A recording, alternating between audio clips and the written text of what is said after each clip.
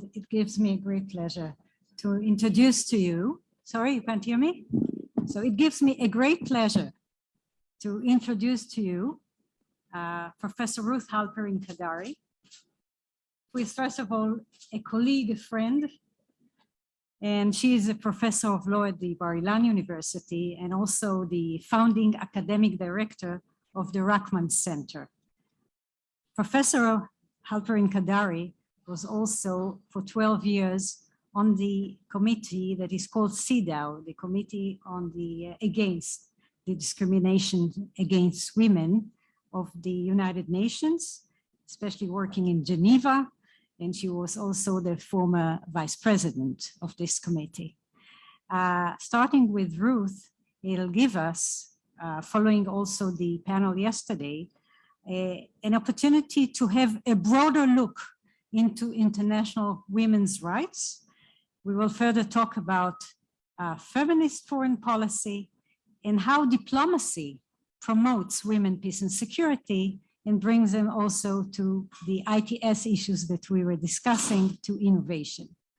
So, Professor Halperin-Kadari, from your experience on the CEDAW committee, how is it different from UNSCR 1325 specifically? And then if you could elaborate more on how CEDAW has interacted with this United Nations Security Council resolution, please.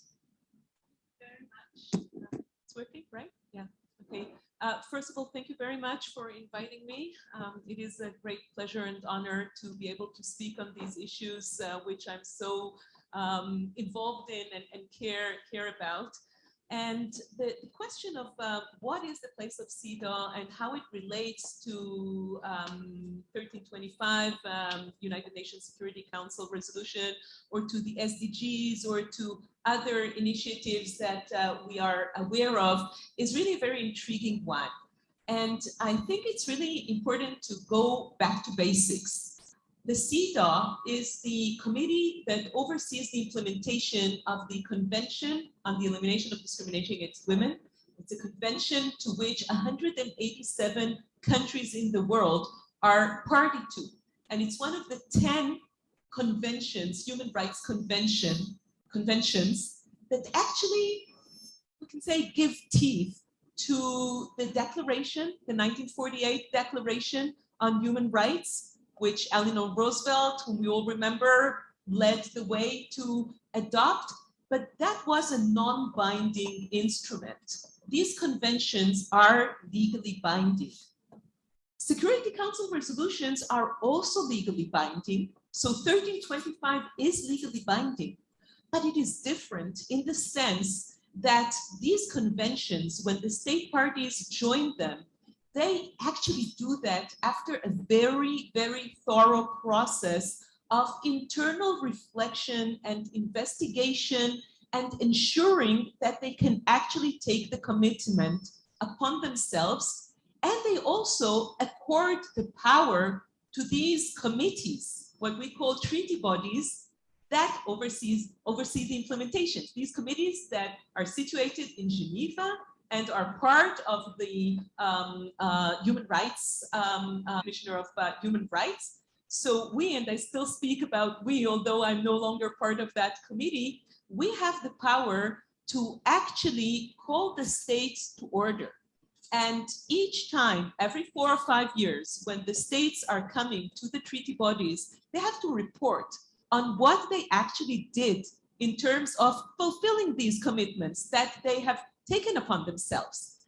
And these treaty bodies are composed not of politicians, not of diplomats, with all due respect to diplomats and to politicians, but of experts, human rights experts, who sit there on the committees as independent experts. We are elected, we are nominated by our countries, but we're elected by all the states that are parties to those conventions. And when we act as experts, we represent all humanity. So in a sense, we all represent the women of the world, and we act for the sake of women of the world. And we ask questions of these countries that come to report us. and they have to show that they actually deliver. Now, we also interact with civil society organizations, and in that sense, it's a very unique place. Aviva, you talked about the Expo being a microcosmos. So United Nations, of course, is cosmos or microcosmos, but it's also a microcosmos in the sense of bringing together the country delegations, official delegations, governmental representatives on the same par with civil society organizations and representatives. And the committees hear and get information, formal information and informal, or what we call alternative information. And in that sense, we can be also kind of the delegates of the civil society. And in that sense, we can get to the core of the ground and really make change, demand change from the countries that are reporting.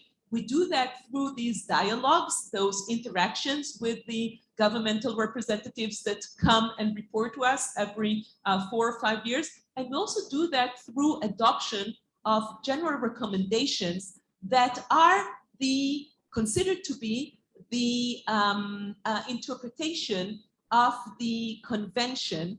And here is where we interact with those political statements, such as the SDGs, Agenda 2030, or the United Nations Security Council resolutions 1325. We adopted in 2013, we adopted the general recommendation, which is the authoritative interpretation of the convention, on 1325, where we actually translated 1325 into actual kind of blueprint of what states actually have to do in order to implement 1325 and all the other 9 resolutions that form this agenda of women, peace, and security. And it has become part of the binding commitment that states actually have to take upon themselves, and they have to report. And we adopted a standard paragraph each time that the state comes to us on 1325, asking for women's representation, women around the table in all sorts, in all places, not just in post-conflict or conflict situations, but in all venues of life. And just like you said, the pandemic had shown us that demanding that women are parts, actually equal parts, parity to every power holding position, every position of decision-making, that women are there not just in terms of the conventional, traditional perception of security, but in all venues of life, in health, in education, in bodily security, in economic security, in sustainability. That's what we demand of all state parties. And when we give the recommendations to every country that reports to us, we have a way to check them the next time that they come to us and ask very concrete questions. Have you delivered? Have you done what we have told you that you have to do in order to improve? And I'll be happy maybe in the second round to talk about how it interconnects with the notions of feminist foreign policy, but I'll keep that later. Thank you. Wonderful. And I think that, thank you. We're certainly curious to hear more because indeed, when you enter the United Nations world, talking about human rights and women's rights, Israel, for example, also presented before a CEDAW committee our report and commitment to 1325. And we are at the midst of formatting the National Action Plan that very many countries already submitted, but Israel has one, and it needs still a full approval. It's quite a comprehensive one, and I have the privilege of being part of the formation of this National Action Plan. And we are very hopeful that we will be able also to show within this program our thinking out of the box also on very many challenges that we are facing. As you said, the last couple of years have strongly showed us that there's a lot to do. So we will continue from here to Ambassador David Fernandez-Puyan.